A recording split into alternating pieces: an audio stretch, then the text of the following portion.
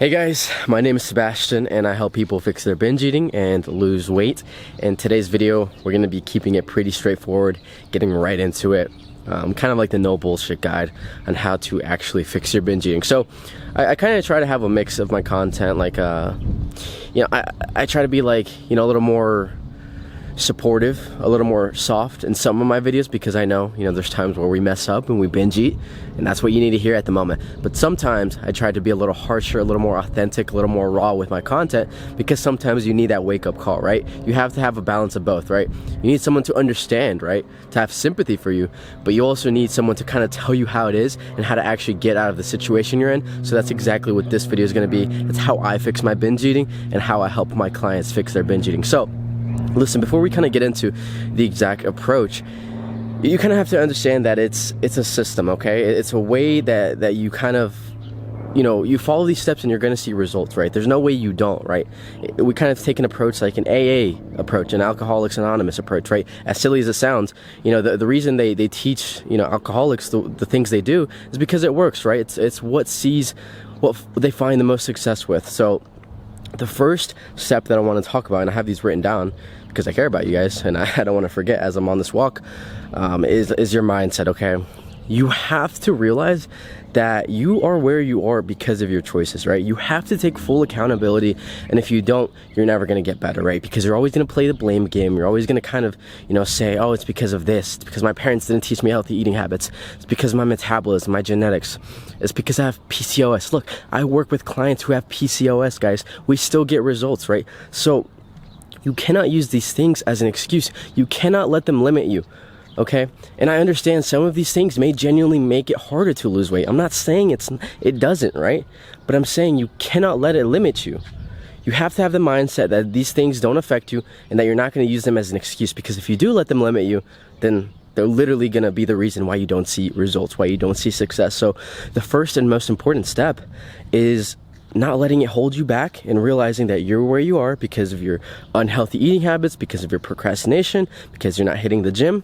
And as soon as you're honest with yourself, that's when you can start to take the right approach and the right steps to really get this under control. So step number 2 is obviously setting a goal, okay? Something to shoot for. I recommend, this is my approach. I set a very specific goal. Let's say I want to lose 60 pounds. This is just for example, okay? That was it wasn't exactly 60 pounds because I didn't realize I was going to lose that much weight. But when I was 180 pounds and I struggled with binge eating, my goal was, okay, I want to lose a good amount of weight. I want to see my abs, and I want to do it in this time frame. So for me, it was around 6 months. So I recommend setting a goal that seems very, very high, seems kind of unrealistic, right? And also a time frame, so you know kind of what to shoot for, okay? And the reason we want to set a goal really high is because it's kind of like that saying, shoot for the moon, and even if you fail, you'll land amongst the stars, okay? If you set a goal of like, okay, I want to lose 10 pounds in 3 months, like, that's not a bad goal, right? Don't get me wrong, but you can do more, right? And so if you fail with the 10-pound goal, you're only going to lose 7 pounds. Sorry, there's a plane above me. So if you fail with the 10-pound goal, you didn't really make as much progress as you could have. Like, let's say you set a 30-pound goal in 3 months.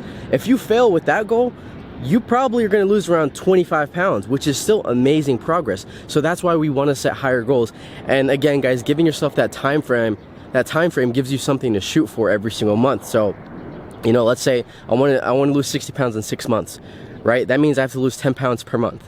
You divide that up into weeks, that means 2 pounds per week. It gives you something very specific to aim for. And it's very, very important that you set a goal, okay? Don't just aimlessly wander, because this is what happens. You're not going to have something to help you stay motivated, right? You're going to be going to the gym, you're going to be eating healthy for a week, and then you're like, why am I doing this? Like, what am I even trying to do? Exactly. So you need to set a goal, something that's going to keep you on track, something that's going to keep you motivated, okay?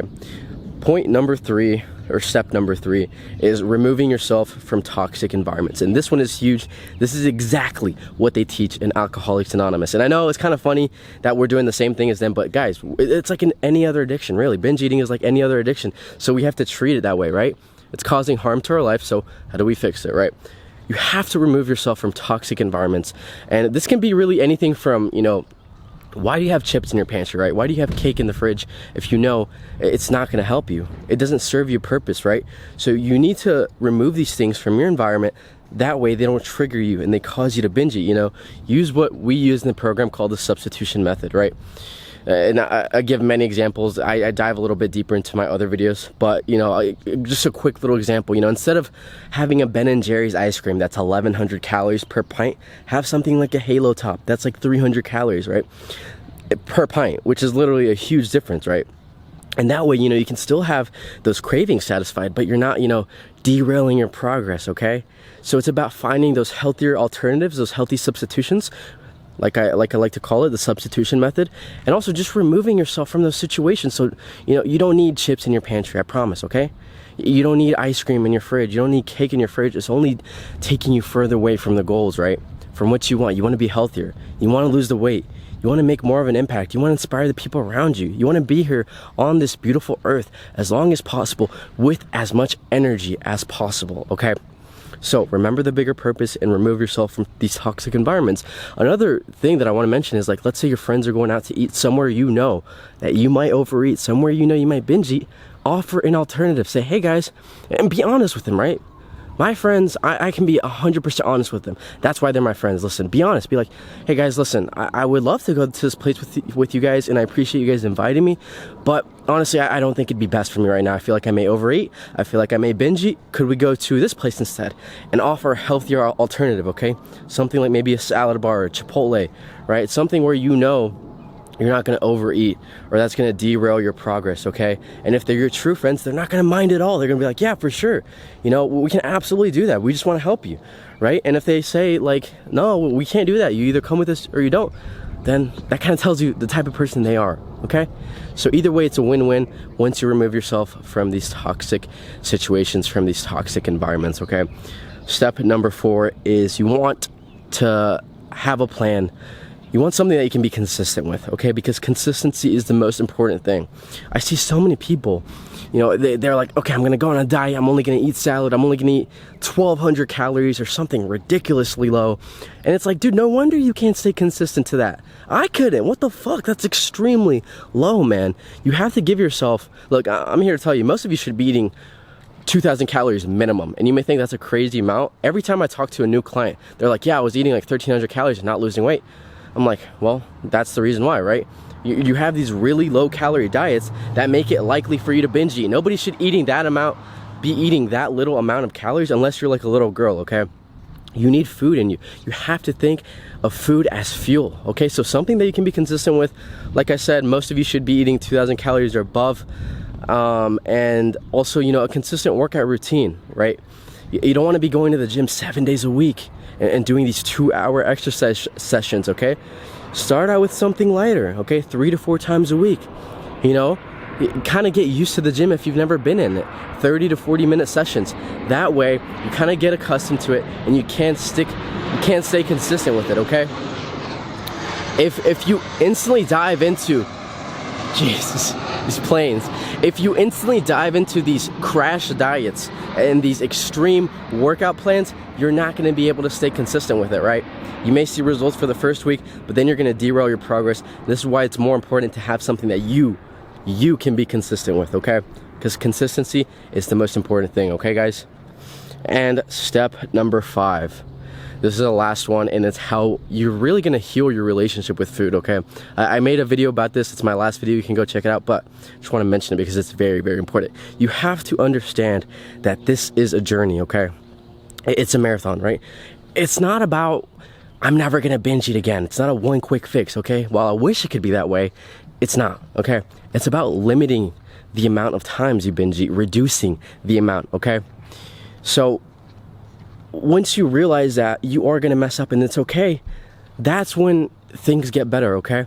So listen, I used to binge eat, let's say, nightly, once every single night for weeks at a time. And then once I started to kind of get into better habits and build those healthier eating habits, you know, using the steps I just mentioned, it went over to binge eating once a week and then once a month. And then the last time I binge ate was 3 months ago, right? So it's about limiting that and reducing the amount of times you binge eat. It's not a quick fix. Once and for all, you're never going to binge eat again. And once you realize that, this is what happens.